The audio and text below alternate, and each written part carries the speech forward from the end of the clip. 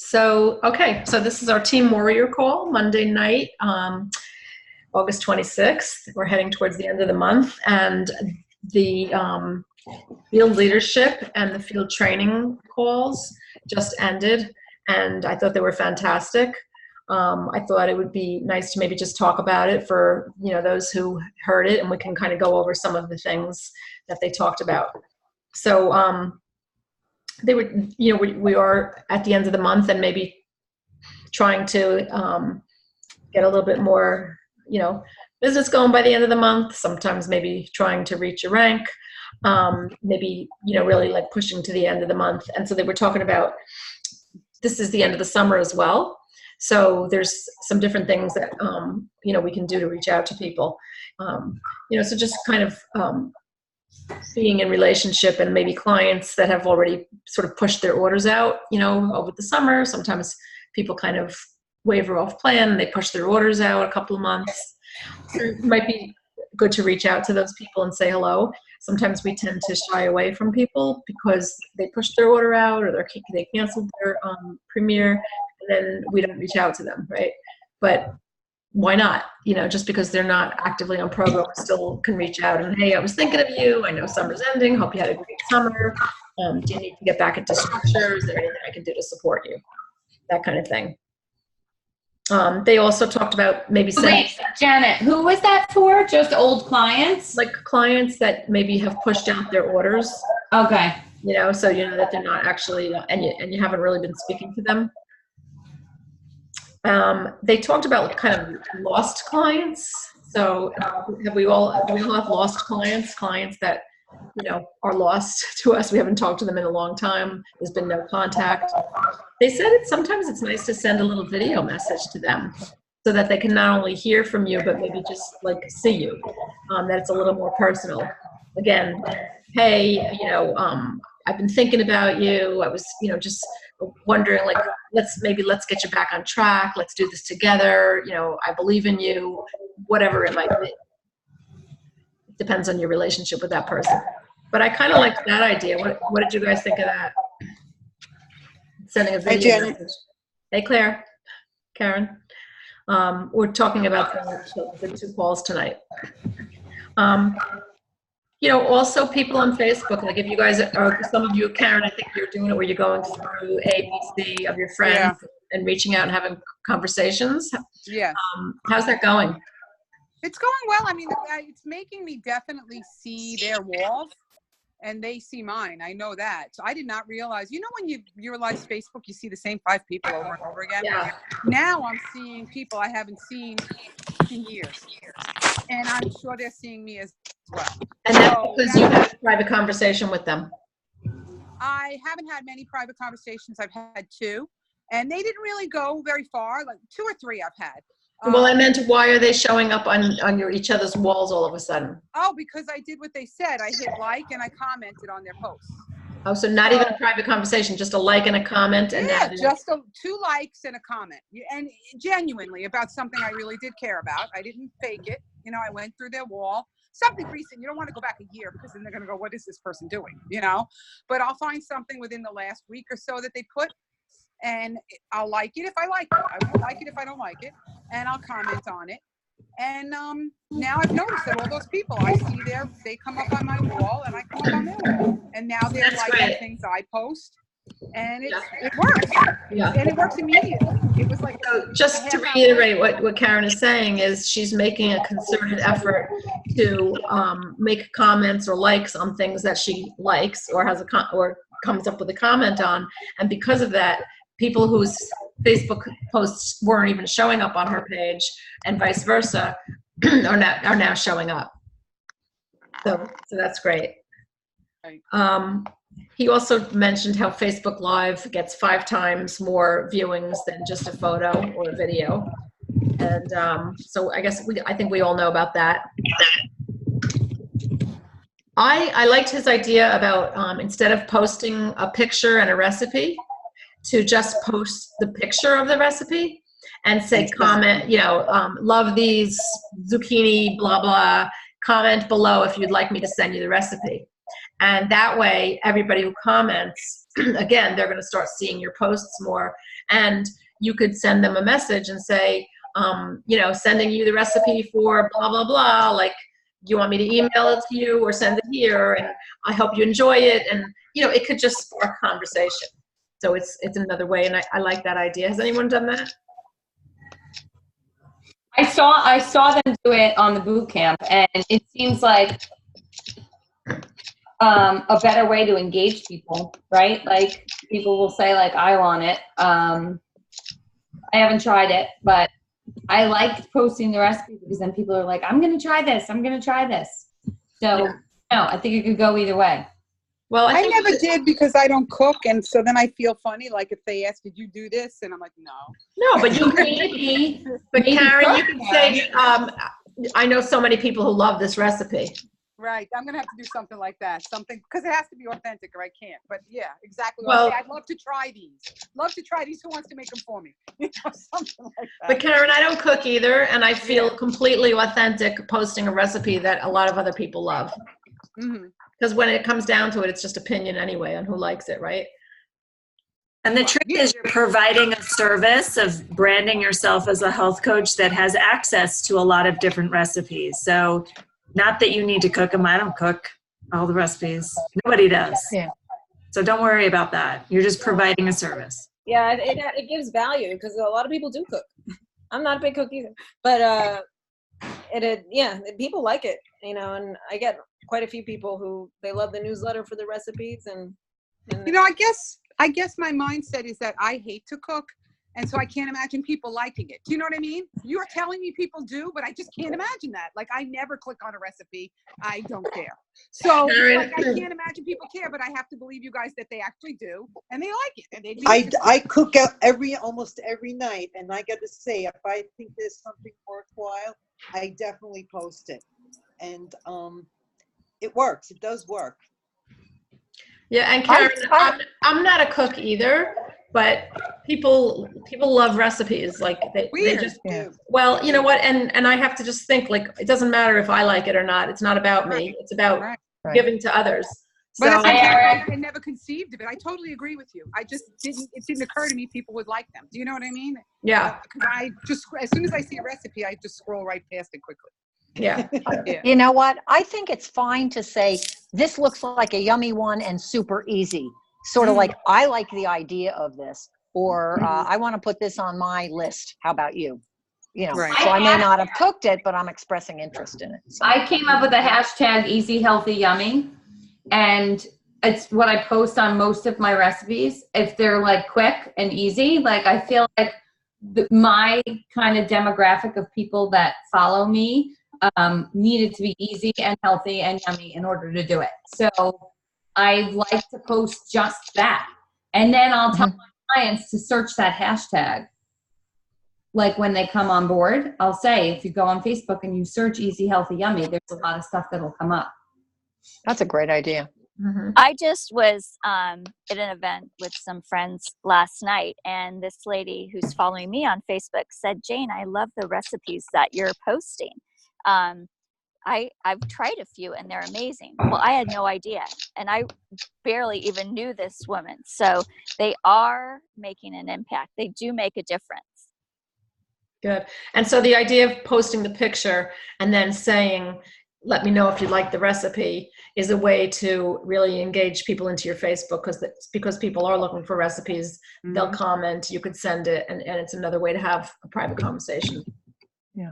So I posted that meatball recipe that Matt posted. It's like meatballs and zoodles. And that's so I'm doing the boot camp. Is everybody here doing the boot camp? Raise your hand if you're doing the Yeah. Ready? So that's the post that I really did a lot of the follow-up on the boot camp that we were supposed to do. And I can't even tell you what came of that. Like, I have a whole new world of people that I'm engaged in. And it's amazing. So I'm just looking for it now to see. So I want to tell you how many comments on that recipe I got. What's that banging sound? Am I the only one hearing it? No, I hear it too. I hear it too. Stop now. I tried to I tried to unmute. I tried to mute everybody and see who it was coming from, but it didn't work. So I got 38 comments and 46 likes and 8 shares on that meatball recipe. Wow. Okay. That's Good idea.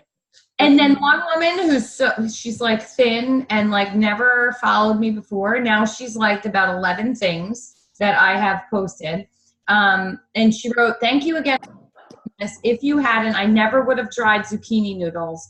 This recipe is a 10. I substituted the turkey for beef and I baked the meatballs, but my family loved it." Like, this is, like, that's huge, even if I had never made it. But I made it a point to comment to people, if you make this before me, comment here and tell us how it was. Like, and I got engagement. So it's Karen, recipes. I believe you. I find, like, I have a group, Shih Tzu Fur Baby group, and I can post a picture of the dog, and right away this group is amazing. Like, I'll have, and I'm not exaggerating, 300 likes in like maybe 2 hours. And now I have to learn how to, like, translate that, because it's not a recipe or nutrition related, it's dogs. How to translate that into, you know, yes, you can do conversations and stuff about your dogs, but I'm trying then to work that into what I do, you know, health coaching and Optavia. So like, find a healthy, my dog helping me.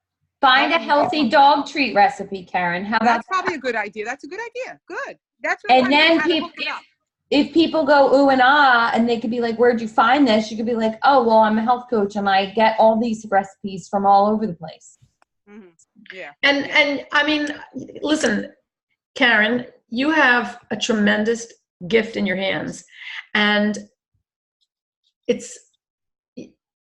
there's no shame. There's no shame in people knowing that you're a health coach. Oh, no, there's no, of course not at all. I don't mean that. I just mean, I don't know how to engage, like, because it's a group and it's run and it's about dogs. You know what I mean? Yes. So I have to privately do that. There's nothing wrong with that. So what I did once was I posted a picture of me with my health coach binder and my dog next to me and said, "Oh, my assistant is helping me health coach. My assistant." So it was about my dog. Right. But it got it out there that I was a health coach. Right. I see. Yeah. Trying to come up with ways so they know what I do. So something else I want. With Frozen? When you're in groups, I think the goal, I mean, not the goal because you want to do it authentically, but something to keep in mind is just interact with people authentically and then become friends with them outside the group. And then they will see all of your content. Right. Yeah, that's great, Karen.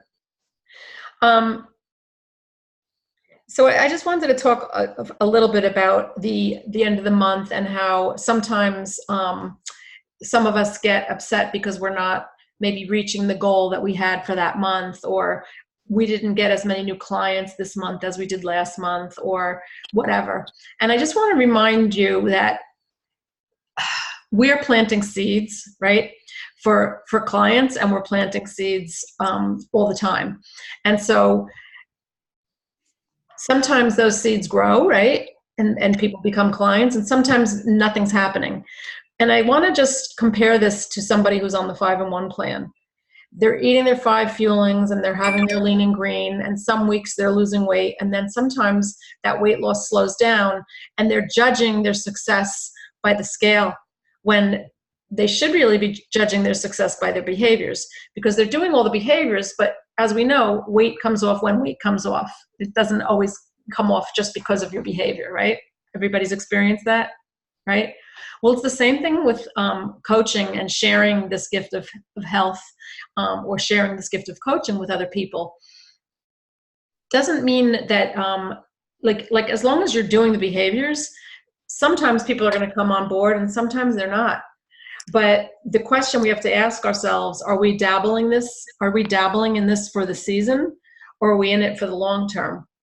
And so if we're in it for the long term, just like if we're in it for the long-term health, right, and we're not just trying to lose weight for an occasion, we're in it for the long term, like where health is our choice. it's the same thing with being a coach. If you're in it for the long term and maybe you don't have any new clients this week or this month, but you're doing all the behaviors, like you're not sitting home and just hoping clients fall out of the ceiling. You're doing your 3 and 3 and 3. You're having conversations. You're building relationships. I believe the rest will come.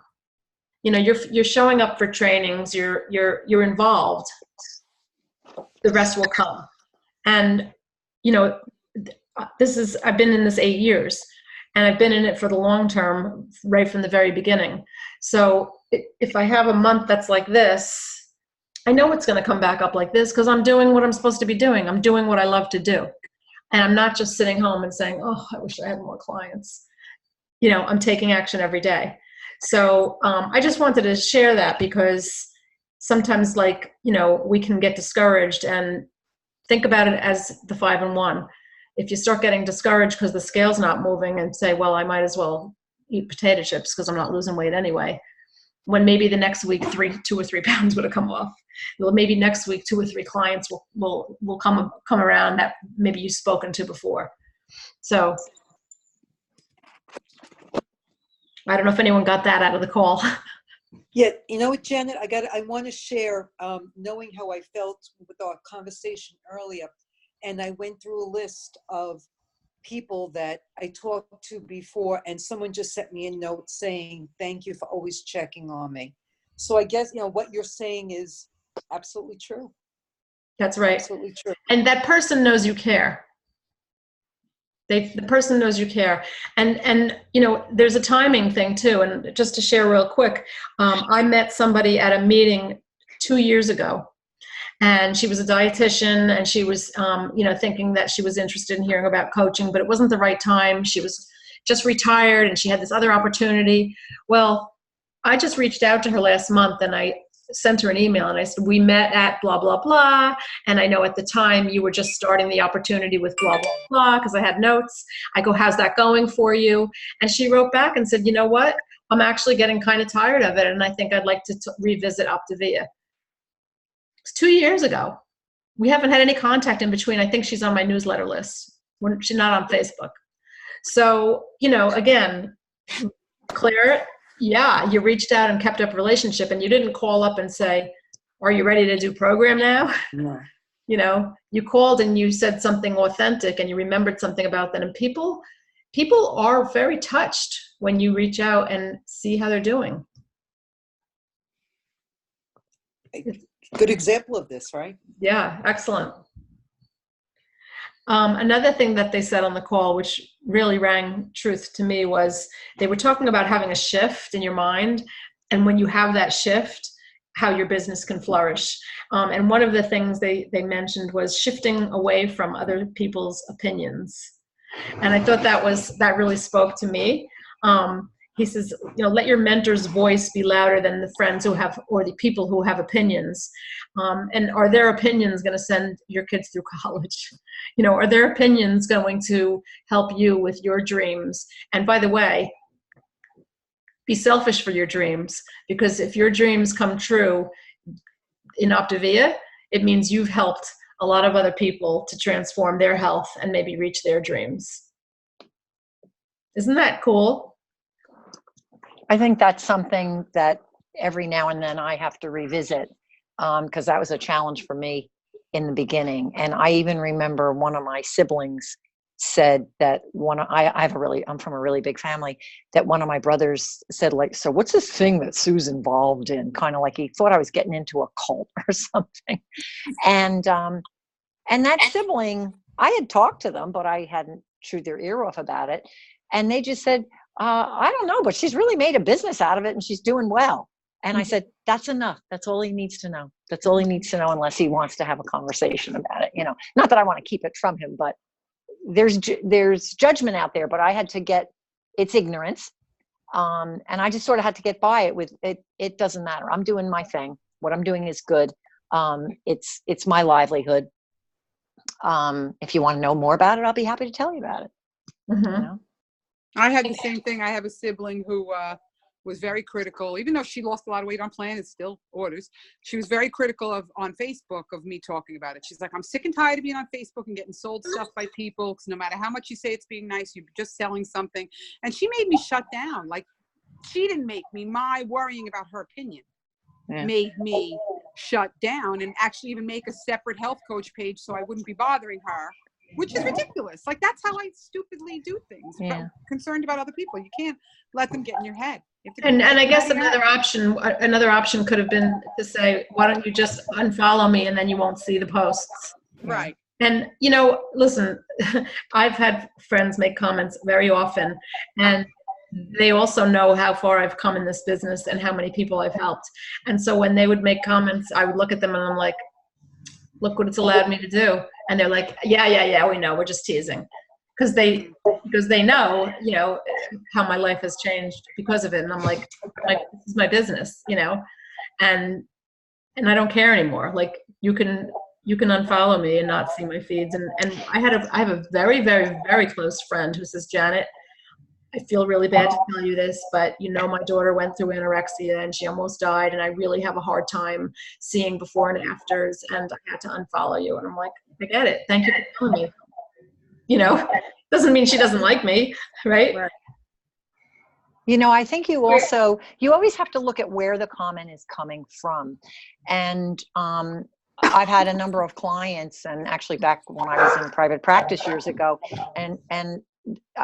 and you have to remember that when you help someone become successful taking hold of their health, which is so visible as their weight, other people get guilty and self-conscious because you're succeeding, or you're helping people succeed at something where they may feel they're failing or they should be doing. So there's like there can be discomfort on the part of the other person. But I just remember from one of the trainings we had, living above the line and below the line.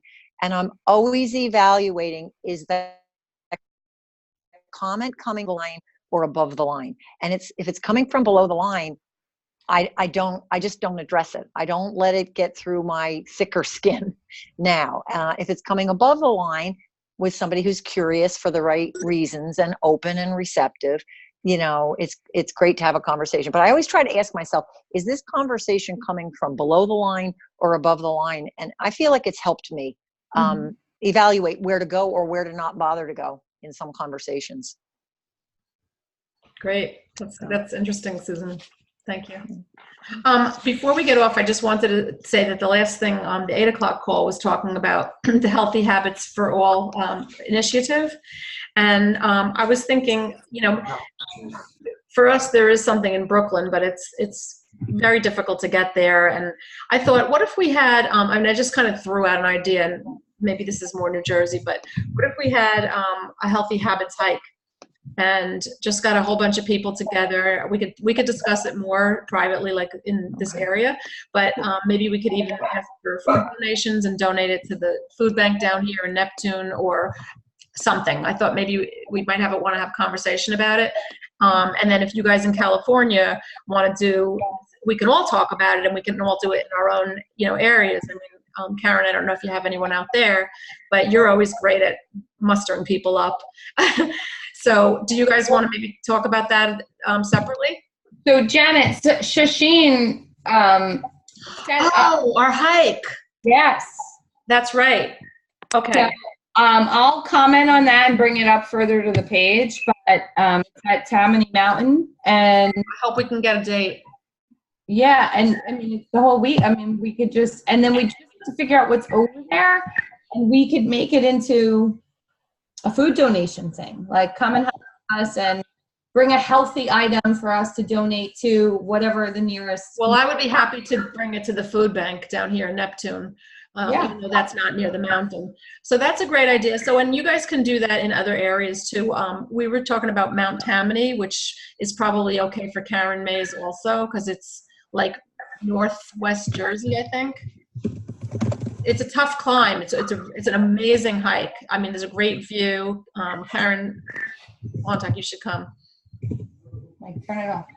I just want to say one other thing. Can you turn that off? Okay. You got it turned off. Do you hear that feedback? So I just want to say one thing. At convention, I don't remember who it was, but they talked about defending people's why. Do you guys remember that? She said, I'm going to defend their why for them, and I'm going to defend it hard. I don't remember who it was, but I did that. So I had a client that did a whole health assessment. This brainiac, I need to go turn this off somewhere. You didn't.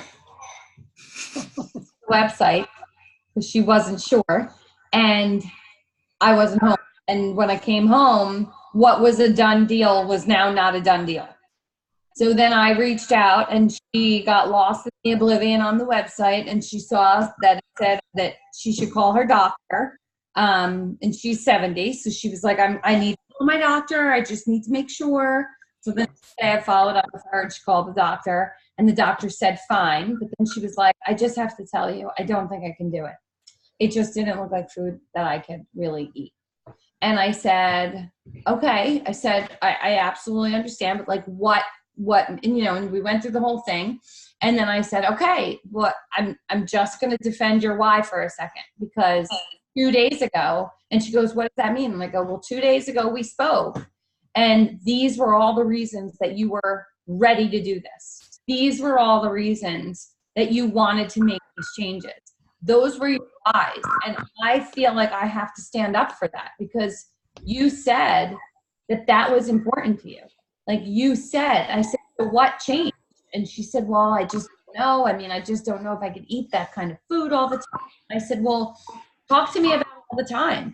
We ended up coming up with like the 4 and 2. Like, she's like, we're very social, and we live and sometimes I do lunch, and sometimes I do, and then I said, well, there's a 4 and 2.